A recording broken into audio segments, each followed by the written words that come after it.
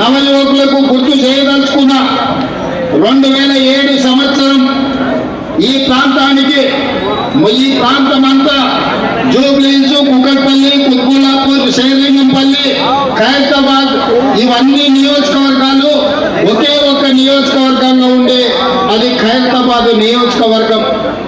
ఆ ఖైరతాబాద్ నియోజకవర్గానికి ఆనాడు కీర్తిశేషులు పి జనార్దన్ రెడ్డి గారు నాయకత్వం వహించి ఆనాడు జంట నగరాలలో ఇతర జిల్లాల నుంచి ఇతర రాష్ట్రాల నుంచి ఎవరు ఉద్యోగ ఉపాధి అవకాశాలకి ప్రాంతానికి వచ్చినా వాళ్ళకు నీడనిచ్చి ఉండడానికి ఆశ్రయమిచ్చి ఉద్యోగ ఉపాధి అవకాశాలు ఇది బాలనగర్, సనత్ నగర్ పారిశ్రమలలోనే కాదు హైటెక్ సిటీ ప్రాంతంలో ఉద్యోగ ఉపాధి అవకాశాలు కల్పించింది. ఆనాడు హైదరాబాద్ నగరాలలో ఈనాడు చెప్తున్న బస్తీలు ఏవైతే ఉన్నాయో ఈ బస్తీలలో తాగడానికి నీళ్లు లేక వారానికి ఒక్కసారి ఆనాడు నీళ్లు వచ్చేది. నీళ్ల కోసం గంటల కొద్దీ మా ఆడబిడ్డలు క్యూలో నిలబడేది. ఆనాడు ఈ ఆడబిడ్డల కోసం 2003, 2004 సంవత్సరంలో ఎండాకాలం వచ్చిందంటే పెద్దలు పి జనార్దన్ రెడ్డి గారు సచివాలయం ముందర వేలాది మంది ఆడబిడ్డలతో కుండల ప్రదర్శన చేసి ఆనాటి ముఖ్యమంత్రి చంద్రబాబు నాయుడు గారి మీద ఒత్తిడి తీసుకొచ్చి ఈ నగరానికి కృష్ణానది జలాలను తాగడానికి తీసుకొచ్చి బస్తీలలో పేదోళ్ల దాహార్తిని తీర్చండి. ఇవాళ ఈ ప్రాంతం పరిశ్రమలే కాదు, ఈ ప్రాంతంలో జరిగిన అభివృద్ధి మీకు వచ్చిన కరెంటు కావచ్చు, మీకు వచ్చిన రోడ్లు కావచ్చు, పేదవాళ్ళు గుడిసెలు వేసుకుంటే లక్షలాది ఇండ్ల పట్టాలు ఇప్పించిన గొప్ప నాయకుడు, పేదోళ్ళ గుండె ధైర్యం, పేదోళ్ళ దేవుడు పి జనార్దన్ రెడ్డి ఆనాడు ఖైరతాబాద్ నియోజకవర్గంలో గుండె ఆగి మరణిస్తే రాజకీయ ప్రత్యర్థి అయిన చంద్రబాబు నాయుడు గారు విజ్ఞత ప్రదర్శించారు. పి జనార్దన్ రెడ్డిని గుర్తించి పేదోళ్ళ కోసం కొట్లాడిన పి జనార్దన్ రెడ్డి చనిపోతే ఆయన కుటుంబానికి ఏకగ్రీవంగా ఎమ్మెల్యేలు చేద్దాం, మేము తెలుగుదేశం పార్టీ పక్షాన అభ్యర్థిని పెట్టడం లేదని ఆనాడు పెద్దలు జనార్దన్ రెడ్డి గారి కుటుంబానికి చంద్రబాబు నాయుడు మాట ఇచ్చి అభ్యర్థిని పెట్టలే. ఇక్కడి ప్రజలు పీజీఆర్ కుటుంబానికి ఏకగ్రీవం అయితే అనుకున్న సందర్భంలో చంద్రబాబు నాయుడు రాజకీయ ప్రత్యర్థి అయిన పీజీఆర్ కుటుంబానికి అండగా నిలబడితే చంద్రశేఖరరావు ఈ ఎన్నికలలో సెంటిమెంట్ లేదు, ఈ ఎన్నికల్లో పీజీఆర్ కుటుంబానికి ఏకగ్రీవం ఇచ్చేది లేదు, ఎన్నికల్లో మేము నిలబడతామని కీర్తిశేషులు మీ అభిమాన నాయకుడు మీ గుండెల్లో ఈ రోజు కూడా గూడు కట్టుకున్న పీజీఆర్ కుటుంబం మీద అభ్యర్థిని పెట్టి ఎన్నికల్లో మద్దతు ఇవ్వమని పీజీఆర్ భార్య కుటుంబం కేసీఆర్ ను కలవడానికి ఇంటికి వెళ్తే 3 గంటలు ఇంటి బయట గేట్ బయట నిలబెట్టిన దుర్మార్గుడు కల్వకుంట్ల చంద్రశేఖరరావు, ఆయన కొడుకు కల్వకుంట్ల తారక రామారావు కాదా? మంచి సాంప్రదాయం. ఎవరైనా ఎమ్మెల్యే చనిపోతే ఆ కుటుంబానికి ఏకగ్రీవం ఇచ్చే సాంప్రదాయాన్ని తుంగలో తొక్కి ఉప ఎన్నికలు తెచ్చి ఈ ఖైరతాబాదే కాదు, పాలేరులో రామరెడ్డి వెంకటరెడ్డి చచ్చిపోయినా, నారాయణఖేడ్లో కృష్ణారెడ్డి చచ్చిపోయినా ఆనాడు పాలేరులో రామరెడ్డి వెంకటరెడ్డి సతీమణి నిల్చుంటే ఆ సతీమణికి వ్యతిరేకంగా అభ్యర్థిని పెట్టి ఎన్నికల్లో ఓడించింది కేసీఆర్ కాదా? నేను ఇవాళ అడుగుతున్న తండ్రి కొడుకులను, ఆనాడు మీకో నీతి, ఈనాడు మాకో నీత? నీ జాతికి అసలు నీతి ఉందా? ఒకవేళ నీ జాతికి నీతి ఉంటే ఆనాడు పీజీఆర్ మీద పోటీ పెట్టినందుకు రేవంత్ నగర్ చౌరస్తాలో ఎస్పీఆర్ కాలనీలో ముక్కు నేలకు రాసి ప్రాంత పేదోళ్లకు క్షమాపణ చెప్పిన తర్వాత బీఆర్ఎస్ దళితులను ఓటు అడగాలి. ఇవాళ మిత్రులారా మీరు ఆలోచన చేయండి. మా అమ్మలక్కలకు నేను విజ్ఞప్తి చేస్తున్నా, అక్క ఇవాళ ఆడబిడ్డను ఆదుకోండి, ఆడబిడ్డ కన్నీళ్లు చూడండి అని కేసీఆర్ చెప్తున్నాడు. వాస్తవమే, ఆడబిడ్డ ఎవరికైనా ఆడబిడ్డనే కదా.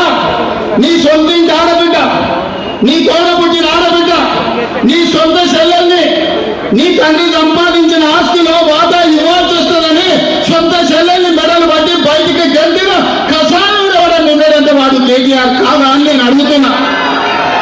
తండ్రి సంపాదించిన ఆస్తిలో వాటా దొబ్బిన నీచుడు ఎవడని ఉన్నాడు అంటే కేటీఆర్. సొంత చెల్లెలకు బుక్కెడు అన్నం పెట్టినోడు చిన్నమ్మ బిడ్డ కంట బంగారు గాజులు చేపిస్తాడంట. ఈయనంట మాగంటి సునీతమ్మని ఆదుకుంటాడట. నేను అడగదలుచుకున్న మా అక్కల్ని, అమ్మా మీ సొంత అన్నయ్య ఒకవేళ మిమ్మల్ని ఇట్లా అవమానిస్తే ఊరుకుంటారా, సలాకి కాల్చి వాత పెడతారా? మీరు ఒక్కసారి ఆలోచన చేయండి. ఇవాళ నీచుడు దుర్మార్గుడు లాదూచి ఉన్నాడు ఎవడని ఉన్నాడంటే వేల కోట్ల రూపాయలు తెలంగాణను కొల్లగొట్టి సంపాదించుకున్న ఆస్తి. అందులో సగం కాకపోయినా చాలా వంటల్లో సొంత చెల్లెలు తీస్తే సొంత చెల్లెలు తిరుగుతుందా? ఇవాళ సొంత చెల్లెలు ఆదిలాబాద్ నుంచి మొదలు పెడితే అలంపూర్ వరకు తిరిగి నన్ను మా అన్న వీధిలో పడేసిండు, నా తండ్రి సంపాదించిన ఆస్తిలో చిల్లి గవ్వ నాకు ఇయ్యలేదు, ఈయన్ని కొండబెట్టురని సొంత చెల్లెలే తిరుగుతుంది. ఇవాళ ఈయన వచ్చి మహిళా సెంటిమెంట్ గురించి మాట్లాడుతున్నాడు. మహిళా సెంటిమెంట్ గురించే మాట్లాడాలి చేస్తే, మహిళలకు జరిగిన అన్యాయం గురించి మాట్లాడాలి చేస్తే, మంత్రివర్గంలో ఒక మహిళకు 5 ఏళ్ళు మంత్రి పదవి ఇయ్యలే కేసీఆర్. దానికి సీపు దెబ్బలు కొట్టాలన్నా లేదా మా అక్కలు ఆలోచన చేయాలి.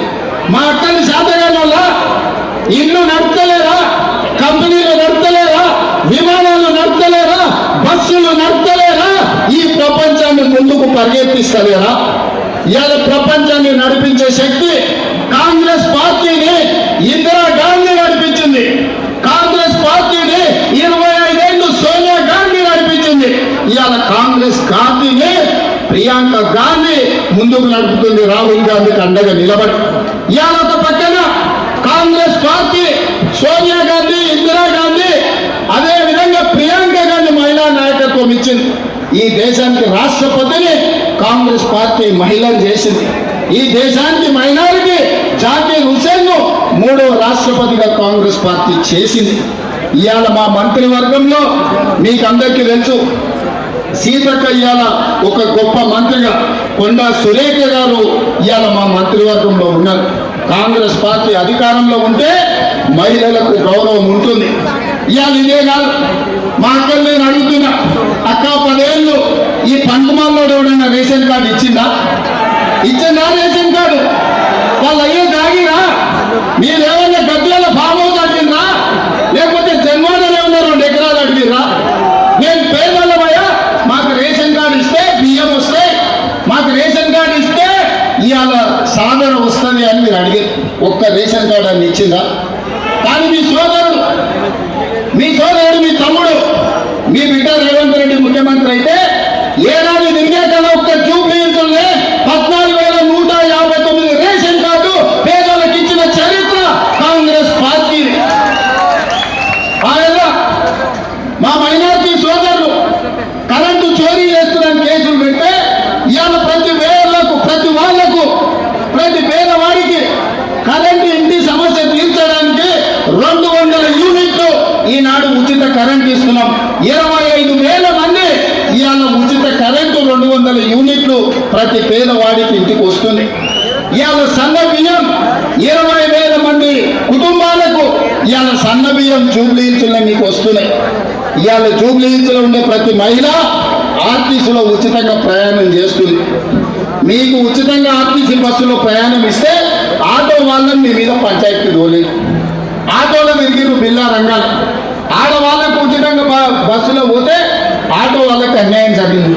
వాళ్ళని ఆదుకోమంటే నాకు అభ్యంతరం లేదు. ఆటో సోదరులకు కూడా మంచి జరుగుతుంది, మంచి చేస్తాం. కానీ ఆడబిడ్డలకు ఆర్టీసీలో బస్సు బంద్ పెట్టింది, వాళ్ళని బస్సులో ఉచితంగా పోనీయొద్దని అంటుంది. నేను అడగదలుచుకున్న మా అక్క చెల్లెలు, 10 ఏళ్ళు కేసీఆర్ ముఖ్యమంత్రి ఉన్నాడు, ఎన్నడైనా మీకు బస్సులో ఉచితంగా దోలాలని ఆలోచన చేసేది అక్క? ఎన్నడైనా చేసేరా? ఇవాళ ఎవరైనా ₹1 అడుగుతారా మిమ్మల్ని? అమ్మగారింటికి పోవాలన్నా బాధాప్త వస్తున్నారు కదా, అమ్మవారిని దర్శించుకోవాలన్నా అల్కే పోయి అల్కే వస్తున్నారు కదా, బంకంపేట ఎల్లమ్మ పోవాలన్నా, భద్రాచలం రాముల వారిని దర్శించుకోవాలన్నా, యాదగిరిగుట్ట లక్ష్మీ నరసింహస్వామి దగ్గరికి పోవాలన్నా చిల్లి గవ్వ ఖర్చు లేకుండా పోయిస్తురా లేదక్క? దసరా పండుగ, దీపావళి పండుగకి అందరూ అమ్మగారి ఇంటికి పోయిస్తారు కదా, మరి ఆ దరిద్రులకు కడుపు నొప్పి ఏందక్క?